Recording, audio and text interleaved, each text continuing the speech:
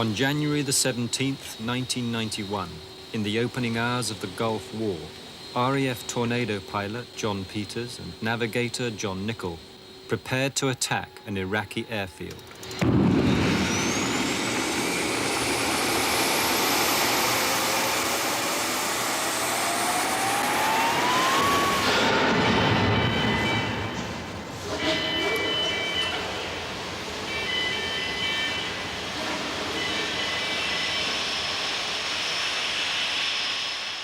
The plan was to strike in darkness, but operational difficulties delayed their takeoff until dawn.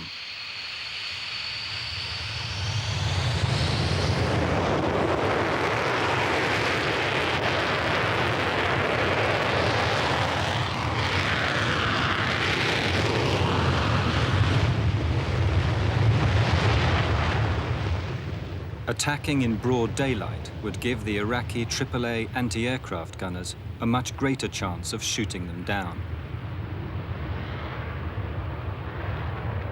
It was to be the first and the last low-level daylight bombing mission of the Gulf War.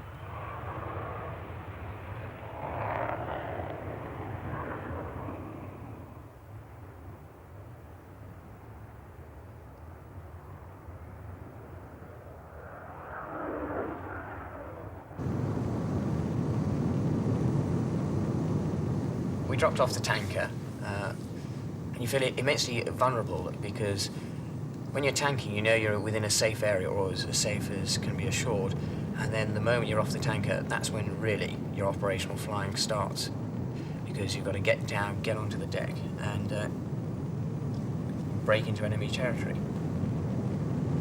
You are detached from the whole thing. You're up there on your pink stallion, you know, charging off to war, and you can't really get a feel of what's going on down below you. So, you know, it's just get on with the job and get in towards that target. I found myself in the front seat as I approached that, find myself more aggressive, more pushing low and being annoyed. Get low, do this, you know, because when obviously at the pilot, you're far more involved with the sort of aggressive side of the aircraft of actually putting your bum along the ground. As the Tornado raced towards its target, navigator John Nichol constantly updated the aircraft's attack computer. The approach was perfect, but as they pulled up to drop the bombs, something went wrong. The final part of the attack is to pull a climb so that the bombs will loft off the bottom and on the target. Everything was going perfectly well. We were calling to each other, everything's fine, 3, 2, 1, pull now. And as we came up, I was still looking around, I was looking out to make sure nothing was coming up at us. And suddenly John's saying, I haven't got a package, I haven't got a package. And I thought, what do you mean, what do you mean? And I'm looking down to make sure I've got the correct weapon selected. And then suddenly he's yelling, I haven't got the dot, I haven't got a pull-up, which means something to me now. But by this time, the time that it's taken me to say it, you've pushed on an extra couple of miles, you're high, you're slow, and we were wallowing in the air, and we still hadn't got those bombs off. Besides swearing at John all the time, going through every damn expletive in the book, I was also trying to get the aircraft down to low level as aggressively as I could without... I was very aware. I mean, the whole thing, I was just thinking, ground, avoid it, but you've got to get it down because other people are trying to kill you.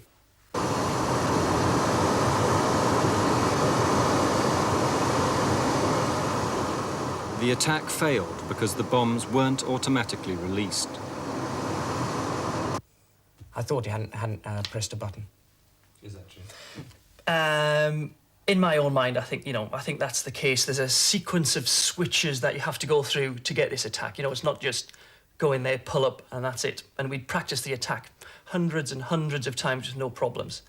And there's only two explanations. Either the computer didn't work properly, or I didn't press the right button at the vinegar stroke. I mean, John in the back is putting chaff and flare out with one, and he's got to press the other button. I think he's never, ever not pressed a button in the entire time we've flown, so I reckon he pushed the button, but he just didn't push it hard enough, in the case of doing everything else. Everything was going perfectly well, and suddenly we'd failed. You know, and it's indescribable to try to tell you how we felt wallowing around, you know, in amongst AAA, trying to decide whether we had time to reattack. You know, I mean, we thought against every conceivable notion of how you perform an attack. I was thinking, let's reattack. Let's try and make something of this. I'm not going to lose face.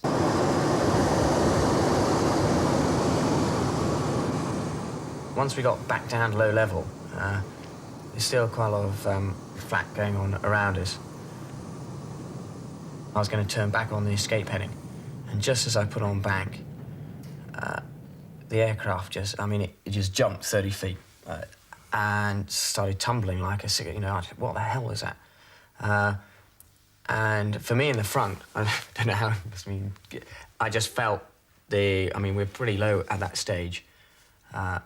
The ground, I mean, I was just pushing the stick frantically because the ground was just doing this to me, just coming up and back. And I was just saying, prepare to eject, that's all I could think.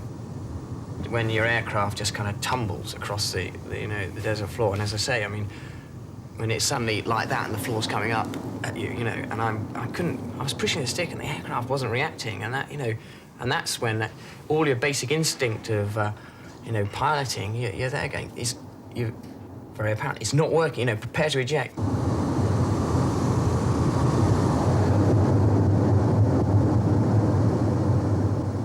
I caught some orange glow in the mirror, and I looked back, and I can see, well, he's 5 feet closer to it than I am. I mean, the whole of the back of the aircraft was just, I mean, it's a big tail and a big tailplane and fin. I couldn't see any of that.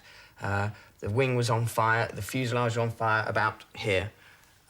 And you know, decisions in life, it wasn't difficult, was it? So we were, you know, limping on, trying to get further and further away with this thing burning merrily behind us. And as, you know, I just glanced out the wing, glanced out the side to see if anybody, you know, if there was anything else around. And there's just, you know, a towering inferno coming down the spine of the aircraft towards me. And, you know, you're starting to get into a silly situation. Down quick, it really is time to leave the aircraft now. And he said, OK, right, prepare to eject. I'd already yanked the stick back, so we were climbing for height because it makes the ejection safer. And we both counted down 3, 2, 1, eject. And I remember just before just saying, why us? And I thought, why? First down sortie. A real sense, pulling that handle was your sense of failure. You know, this is it. You're out of that aircraft. You're no longer part of the war.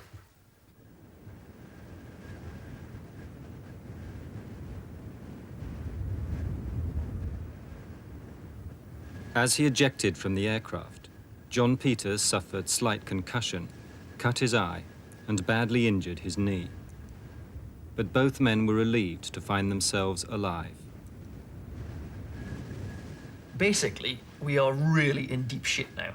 You know, I mean, the chances of us, it was broad daylight, the chances of us actually making it back to some kind of friendly lines or hiding for 20 hours or something till the combat search guys... In a completely flat desert. Till the combat search guys could come and get us were fairly limited. So, you know, we just got on the ground and looked around. It was strange. Getting down on the ground, then you're looking around and you suddenly think, my God, you know, we're standing in the desert. We were about 50 yards, 100 yards apart, and he came across. And he said, well, this is us then. We're in the Iraqi desert. We put out a few calls on the radio to say that we were down and safe, got our guns ready for what they were going to be worth, and we started running off.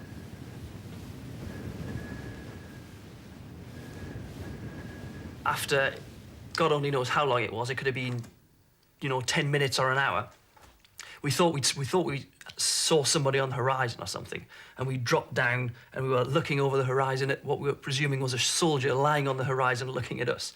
And God, it was probably a tree or something, but you know, your eyes are playing tricks with you and everything there. And after that, we got up and started moving, and you know, a little way on, crawling as we went, and trying to keep as low as possible. And then we finally saw a man.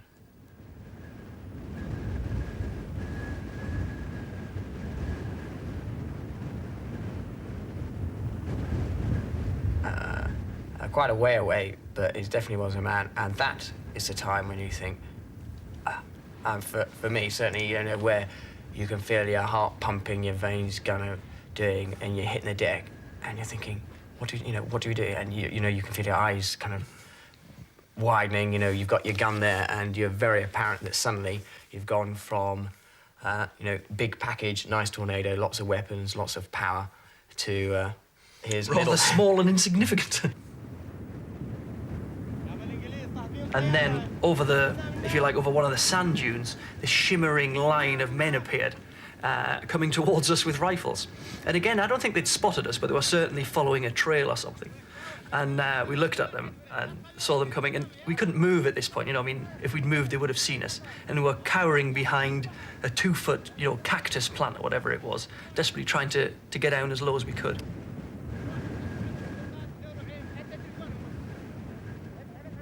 And suddenly, a shout went up, and they're just opening up with these AK-47s, and it's the most horrifying thing, worse than being shot down. They're just raking the ground around us with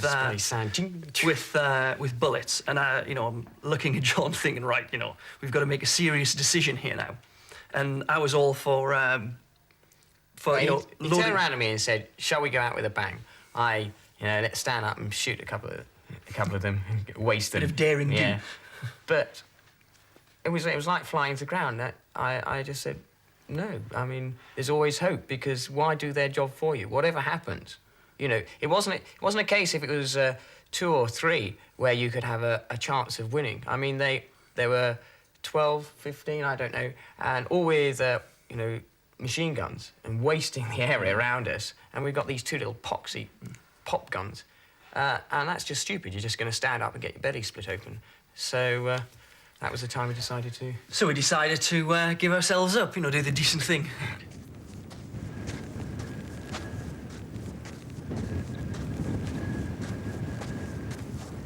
And one of them ran up towards us, grabbed us. I think they grabbed one of the personal beacons off us or something like that. And then he just started punching me in the face. And there's nothing you can do about this. There's little point in reacting or anything. And he's just standing there hitting me, and thank God the officer was there with them, because I'm convinced that, They were, generally jockeying us around. They were hitting John and starting already to grab bits of it. I'd flicked my contact lenses out, so I had my glasses on, and they ripped those off, took my watch, and they were set, as far as I was concerned, they were going to kill us there and then. I thought, well, that's it. That's it over now. If it wasn't for him, we would. Yeah. Thank God the officer got hold of them, or whatever he was, and he stopped them. And he pulled them all back, and they basically looted everything that we had on us, and then dragged us off to the vehicles. Took John's gun out, and in a kind of triumphant, we captured them, put it in the air to shoot, and the damn thing jammed. I thought, well, luckily we didn't follow the first idea.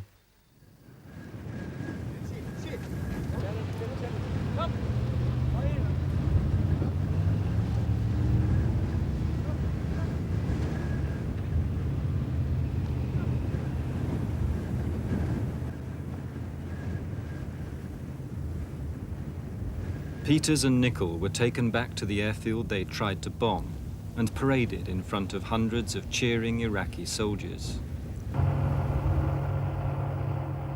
They were then taken north to Baghdad, handcuffed and blindfolded. There they were handed over to Saddam Hussein's secret police. The longer they held out, the less valuable their information would be to the Iraqis.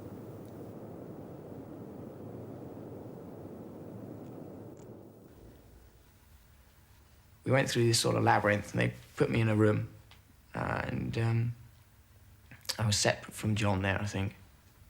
I can't really remember.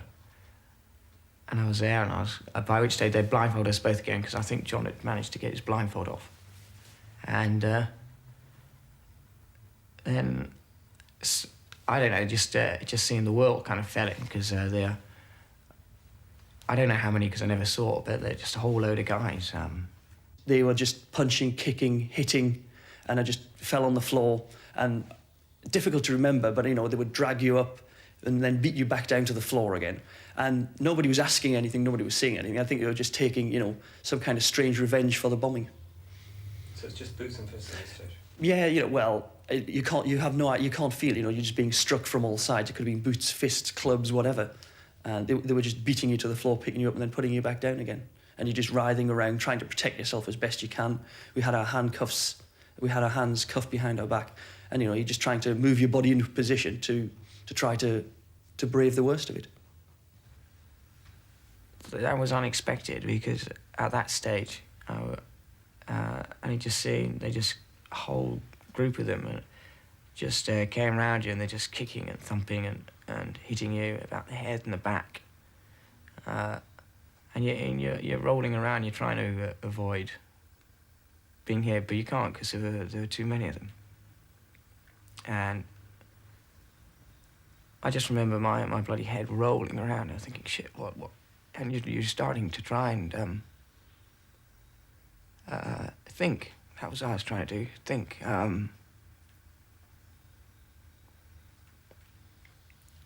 As to what I was going to do to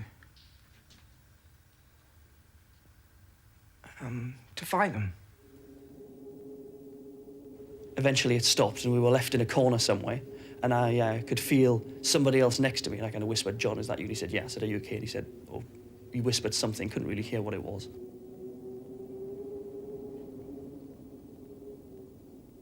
And they left us for however long it was.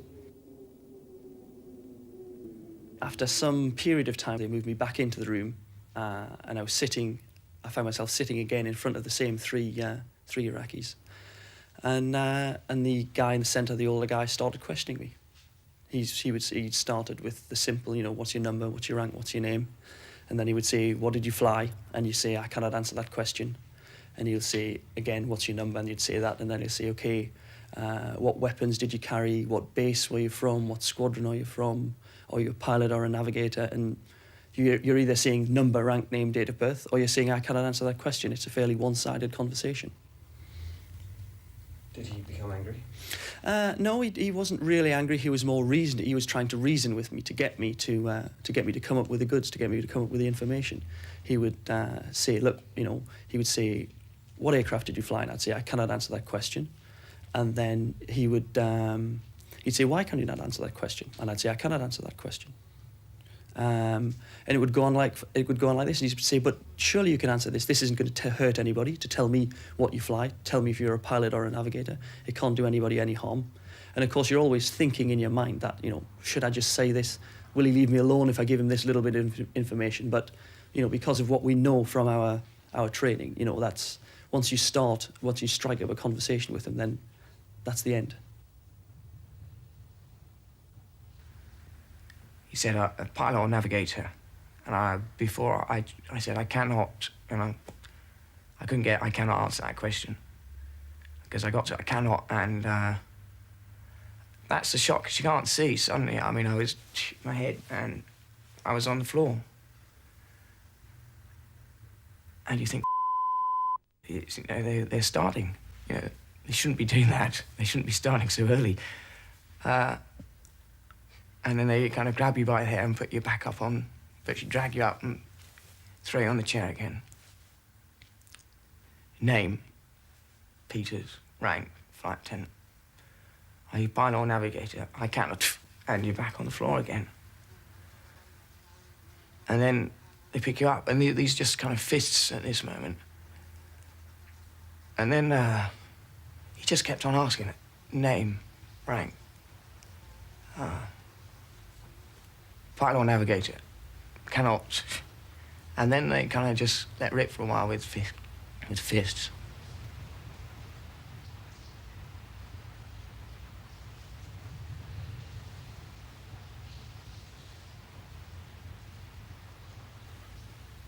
They started hitting my eyes. They kind of go for the weak spots, really. And my lip had already split and everything, but my eye, they kept on hitting my eye right across, kind of really thin. And you can feel the sort of, the wheels, when they hit his cheek, you can feel the kind of wheel kind of come up on you. But they kept on hitting my damn eye, and it was already closed anyway. And again, kind of pilot or navigating, it's just going, I cannot answer. And they kept on hitting him in my eye. But it was strange. I just thought, well, it's okay as long as they keep on hitting that, because it was so sort of swollen by that stage that I just thought, well, my eye's okay, because it just felt like a kind of balloon full of water. I mean, it was just squelchy, and just, I thought, well, carry on hitting that, mate, because you're not going to get to the eye, because it's just, you know, it's just not there anymore.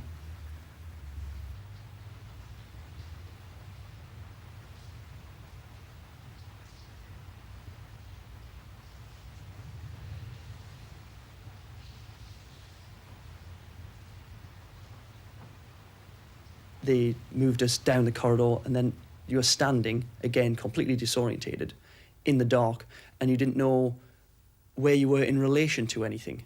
Yes, you were just standing, and you could have been in the middle of a field somewhere, or you could have been in a coffin somewhere, not touching anything. And again, you stand and you wait for something to happen, and sure enough, I was standing about 6 inches from a wall, I found out. Somebody would stand behind me and just smash the back of my head so that I headbutted the wall, and you'd stagger back, and they'd stand you up again and then leave you. And they'd leave you for a minute, they'd leave you for an hour, you know, you can't tell. And then they'd do it again, and then they'd do it again, and then they'd do it again, you know, it's... You don't want to be weak either. You're desperately assessing what I found myself, assessing sort of how I was doing, because you've pain after a while, you get used to that. You know, and they start moving it around the body, that you start saying, yeah, it's okay, it's hurting it. Well, they just keep on there, that's great, it's okay, you're doing okay. Okay, so you're on, yeah, they're picking up. And I found myself talking to myself, and trying to say, no, you haven't got me yet, it's okay. I found myself trying to take myself out of it.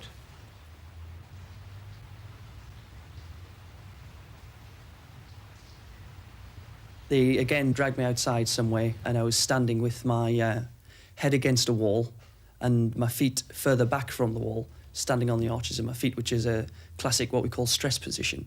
It means your muscles are cramped, you're in an incredibly uncomfortable and unnatural position to be standing, and you desperately want to move to relieve the stress. And of course, every time you move, then there's somebody there standing in the darkness somewhere who'll hit, kick, whatever, but you back into the stress position, you know. So again, you're in a no-win situation. If you stay where you are, you're in pain. If you move, you're in pain. Did you move? What happened? Well, of course you move, and because at some point you have to move. It's, you know, that's what the stress position is there for. At some point you have to move, and so they were there. They'd you know, punch, kick, beat you down to the floor, pick you up, put you back against the wall in the stress position, and wait for you to move again. You start to realise that this is not going to stop. You know, it's not like being in a pub brawl or sort of picked up on outside at a pub and just beaten up. I mean, it's controlled. They're using pain, and they're using, you know, the wall, the bat, and the clubs and stuff like that. In a precise way. I mean, they're deliberately inflicting pain in a very stylized way upon you. The focus of that concentration.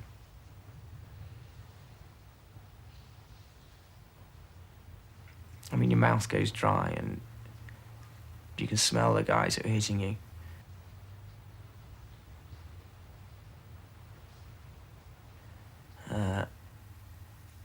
You can feel your own sweat, and you can kind of taste your blood. It's kind of gritty in your teeth, and you're just trying to hang in there as long as you can.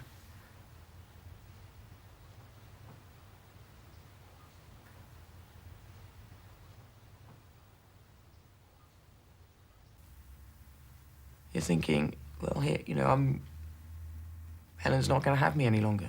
You know, I'm not. And my children, I mean, my Tony'd just been born, which was lovely, but I think my main focus was on Guy, my little boy, because I just thought, you know, I won't be able to kind of be his father. I didn't like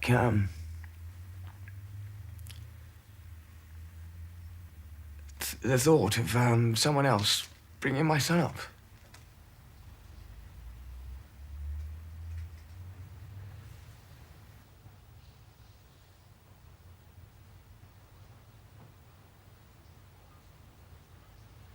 I couldn't stand very well because my leg was quite bruised.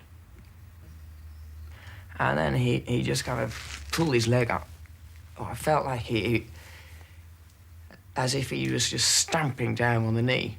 And my knee just kind of was going concave, really. I mean, it just, as if he sort of karate chopped right into my knee, stamping down with the heel. And what I was with was rather than, I mean, all the blows you're going, you know, you're grunting and things like that. And I let out a kind of a yelp, I suppose. And that, well, first of all, the pain just kind of rocketed right up the side of my body and in my head and everywhere. And I was on the floor and I let out this yelp, and I didn't control the yelp, which is silly, and that was it. Suddenly, they yanked me up, and they did it again, and yanked me up and did it again, yanked it up and did it again, and it just kept. Yeah, and look at the guy. All I remember, guy going, "Are you pilot?" And I'm a pilot, and they just carry on for a time. You think, and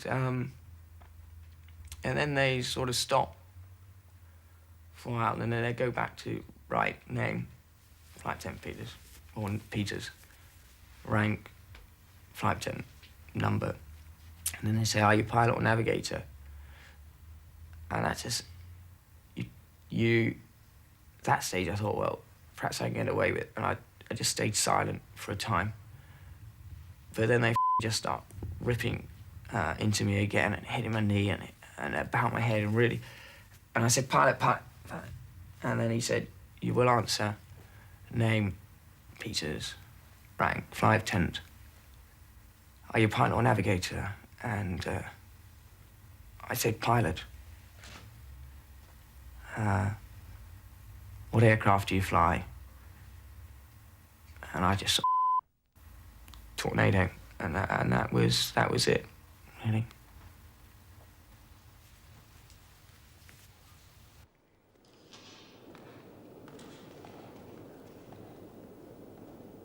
Somebody else came in sometime later and, you know, said, "What's your number, what's your rank, what's your name, where are you from?" And then he said, "Well, it doesn't matter, Nichol, I know you're a navigator." And that strikes home and you think, well, it's not a difficult guess to make, you know, whether you're a pilot or a navigator. It's not unreasonable. They'd been guessing earlier down the line, trying to trick us. And so I said, "I cannot answer that question." And he said, "Okay, I can tell you, a navigator, that you fly Tornadoes." Again, not a difficult guess to say that we were so deep inside Iraqi territory in Tornadoes. And then he said, "And I know you come from Bahrain." Again, all this was in the papers. So it's more and more worrying. He's getting at you now. You're thinking, where's this information come from? Conceivably, he could be guessing. Conceivably, he could have seen it in papers. Undoubtedly there were television reports about, you know, a crew being shot down from Bahrain or whatever it was. And in the event, there was an awful lot of television reports about that. And an awful lot of information could be gleaned by the enemy from those press and TV reports. So again, you know, although I was concerned, I wasn't, you know, distraught by the whole thing. And then he said, "I know you come here and refuel from your Victor tankers and drop your bombs you refuel from your Victor tankers at 10,000 feet, and then you come and drop your bombs on me." And I'm looking at him, and I think he knows that, you know, that he's found a little bit of a hook here. And then he said, "And I also know that your attack didn't work, and that you dropped your bombs in the desert." And then I knew that the only person that this could have come off from was JP. And, you know, I just thinking to myself, you know, what have they done to him to make him tell them? And you're concerned, and I was very concerned for him, but I was thinking, what are they going to do to me to make me tell them?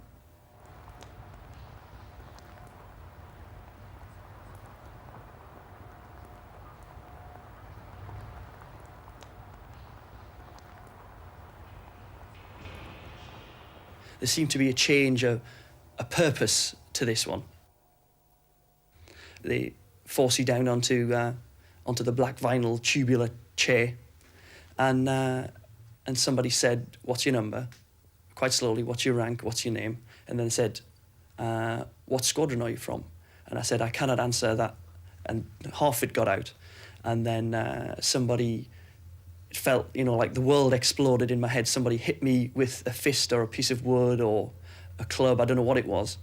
But the lights just went out in my head and then came on again brilliantly. There was, the Milky Way was going off in there. And then somebody punched me in the face. It definitely felt like a fist. And then kicked me in the stomach or something. I don't know what it was. And while this is going on, the guy's trying to question you, but it's in the distance. You can't hear anything. There's nothing there apart from somebody, really working you over. And I was sitting, feeling the blood dripping off my nose, and I could feel it hitting my flying suit, through my flying suit, my chemical suit, long johns, and I could just feel it dripping down on there. And I thought, this is it. This really is it. And then somebody dragged my boot off. I could feel somebody pulling at my boot, tearing my boot off. And then somebody was hitting my shin with, hitting my shin with an implement, something sharp and something narrow. And then this, again, it went on. And then somebody grabbed hold of my hair and stuffed tissue paper down the back of my neck. And this was the worst thing, I think, that they did. Not what they did after that or anything that had gone before. The physical act of putting tissue paper down your neck, and you think, well, what the hell is going on?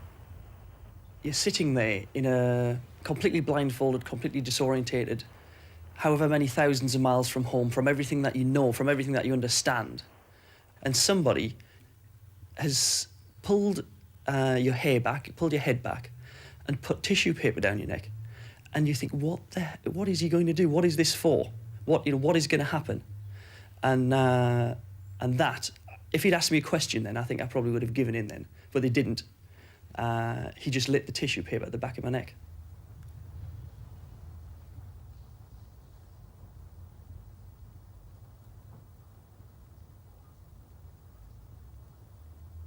It's enough, this is enough now. This has gone on too far. Ask me another question and I'm yours. I've given in.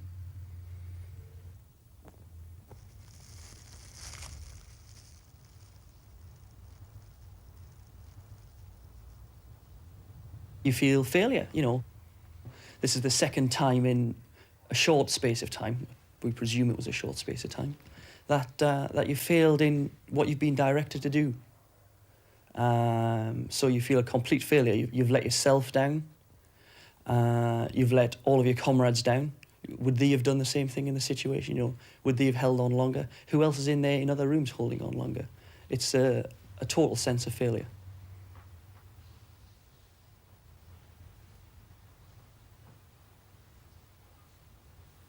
In the ensuing interrogations, Peters and Nichol avoided giving away anything of military value. But their ordeal was far from over.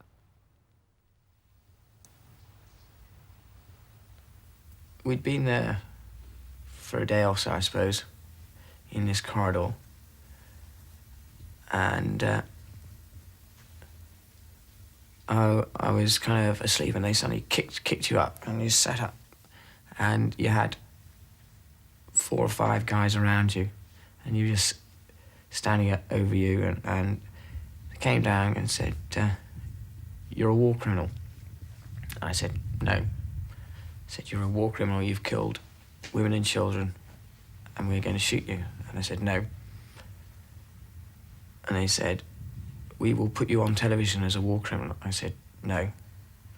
And they say, "If you do not go on television, we will kill you." And I said, "No."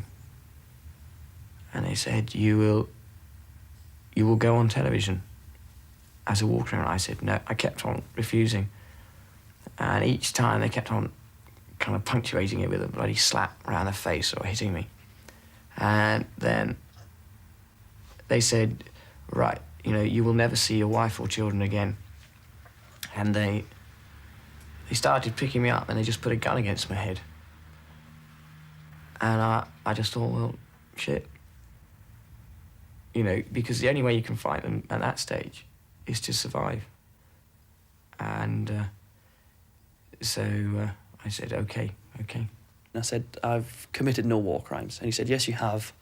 You've attacked a country that hasn't declared war on you, so we can execute you for this. He said, or you can go on TV.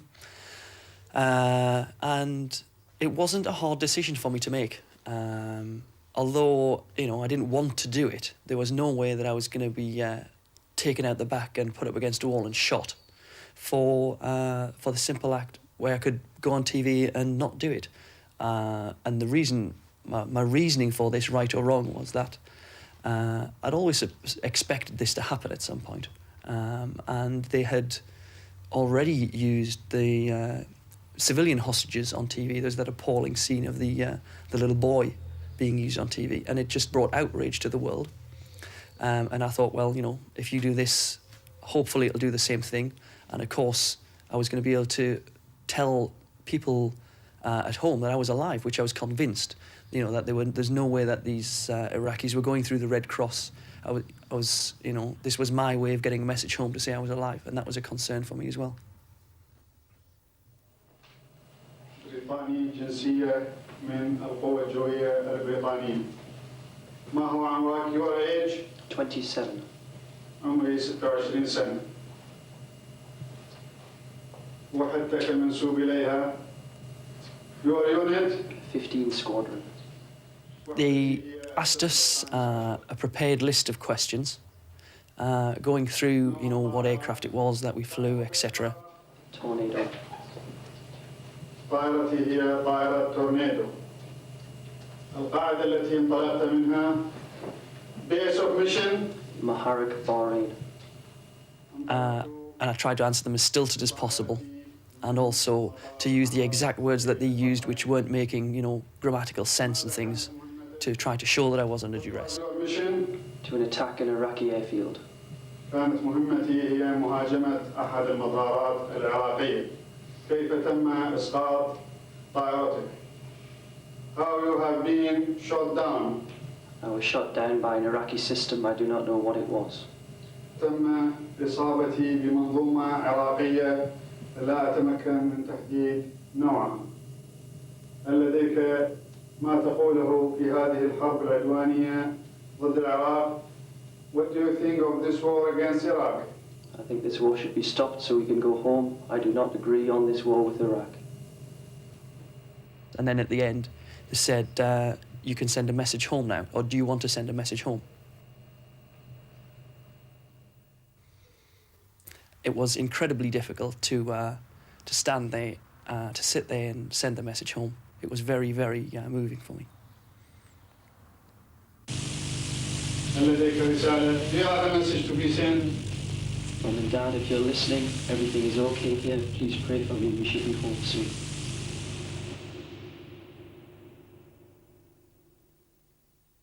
Eventually, they just got my name and rank, that I was shot down by a missile and I'd bombed an airfield. And that's where you win, because I say your body doesn't look good, but in your mind, you've won because they want you to do something and you haven't done it. Okay, you've gone on TV, but you hadn't done what they wanted you to do. Your age? 29. عمري 29 سنة. الوحدة your unit and squadron. Maharak in Bahrain. 15 Squadron. I made sure my eye was towards the camera as best I could, and look down and not look at the camera. مطار المعهد في البحرين. نوع الطائرة. Type of aircraft. Tornado. They said you can have a personal comment, and that's I suppose that you get, having had the thought of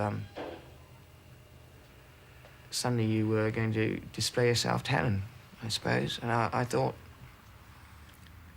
you know, this is probably the last time she's going to see me, and it's like this. It's not honourable. So I kind of said Helen, Tony, and Guy,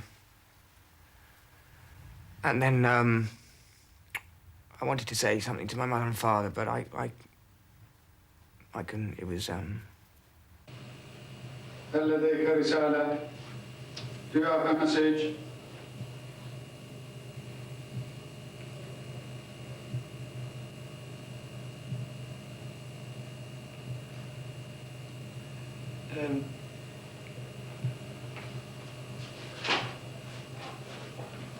Tony and Guy, I love you. Mother and father.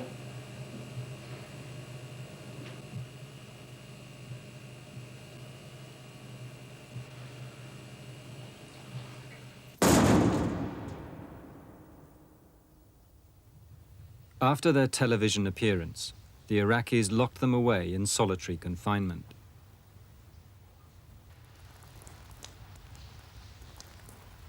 Their weeks of isolation ended abruptly on the 23rd of February. Suddenly heard this bomb incoming, and we thought, and then the whole world just, I mean, this was a really strong building, and the whole world just, you know, blew apart. I mean, the whole building just shook, and it was complete blackness and an incredible, massive noise, and then followed by another one. I thought, you know, my God, we're the target this time. You know, this just isn't close. We are actually being bombed here. And I scrambled out of my sleeping bag, put the old sand shoes, the trainers on that they'd given me, tried to tie them around my feet with some string, and I'd also managed to trick them into giving me more water than usual. So I had a bowl of water there as well, which I was planning to have my first wash for 4 weeks with that, and I sat that beside me in case there was a fire. God knows what I was going to do with it. And then with the food bowl that they'd left, I padded that out with some blankets, and I sat with that on my head in some vain hope of protecting myself from the falling masonry.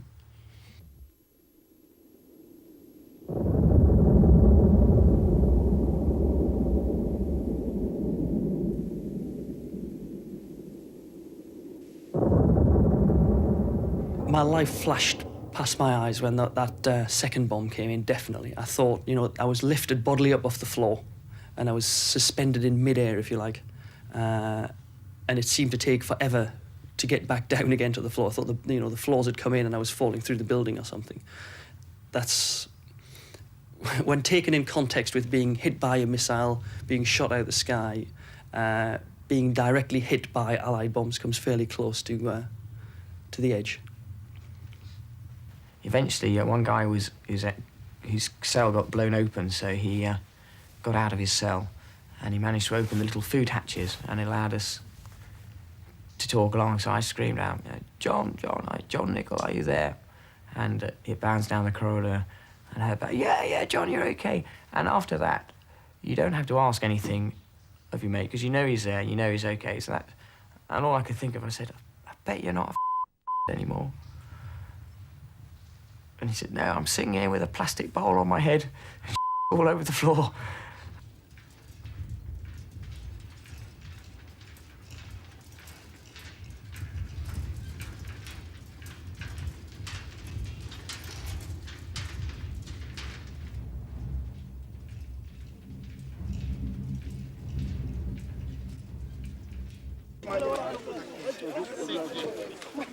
On the 4th of March, 4 days after the war ended, John Peters was released by the Iraqis and driven to Jordan.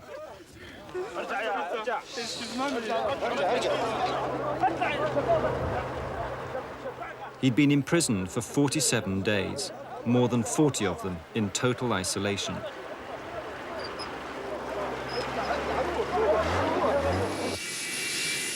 John Nichol was freed the following day and flown to Riyadh. And then on to Cyprus. at Riyadh, we got changed over onto an RAF Hercules for the onward journey. And when I got on there, one of the loadmasters came up and said, you know, you need to look at this this newspaper. And it had John's release in there, and all of the press furore that had been caused by all of this, and how he was on the front page of all of the papers all around the world. And it also said that people still didn't know where I was. And that my parents didn't know if I was alive or dead, and that they were just, you know, barricaded behind their door at home waiting for news. And that, you know, you could tell from the article and the way the newspaper was written that they were just being harassed by the media. It felt, for me, that they were having 30 times harder. It felt for me that they were having a much harder time, you know, than I was of the whole thing, because they didn't know if I was alive or if I was dead. At least I knew, you know, what was going on. They just had no information at all. And it was an appalling feeling to sit helplessly on an aircraft and, you know, not be able to say, you know, I'm alive, I'm okay, you don't need to worry anymore. And I just broke down sitting on the aircraft. Well, the first thing, obviously, I wanted to do in Cyprus was phone Helen. So they had to use phone card. I couldn't believe we had to use phone cards. And the chief of the hospital gave me a phone card, and I said, "No, can I have two, please?" And I got two phone cards, and I went along the corridor, and there was just a phone in the corridor, and it was all very quiet. And he left me, and I phoned home. And Taj answered, a guy on the squadron. I said, "What the bloody hell are you doing there?" Because it was about 3 o'clock in the morning back in Germany. And he said, "Oh, we're all celebrating. I'll go get Helen." And I think Helen must have been quite drunk, because first thing she said, you know, was, I said, "Hi, it's me." And she said, "Have you still got your balls?" When we arrived at Cyprus, the first thing I wanted to do was get to a telephone, and they eventually managed to get me a telephone and a line out, and the call was intercepted by the British telecom operators, and this had been because that the people had been phoning them constantly, the press had been on the phone constantly, asking for news, asking for information, asking for comments, and so they'd had to have an intercept put on the line so people couldn't get through, and I couldn't speak to the BT operator, she couldn't hear me, and so I was getting more and more frustrated, more and more upset, and eventually managed to get through to my brother, who lives in London, and I spoke to him and his wife on the phone. And, well, when I say spoke to him and his wife on the phone, you know, I held the phone in my hand, and we couldn't really say anything, you know. I mean, it was just, to hear a family voice on the phone was too much for me.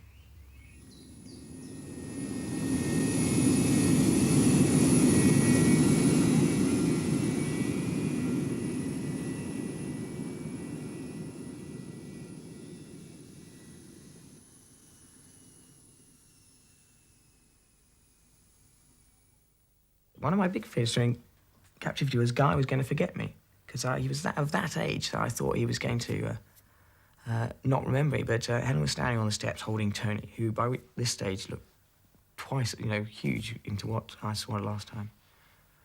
And Guy just ran down the stairs along the path, and, you know, "Daddy, Daddy," and that was very good. You know, so I just picked it up and I hugged him, and Helen, we just kind of stood and hugged for a while, and then we went into the building and had some champagne, and then, you know, just really back to normal, really. I mean, you have, as I say, your moments are very short now, and then you resume your sort of a lifestyle. So we had some champagne, and then we went out and did the photo call with the press.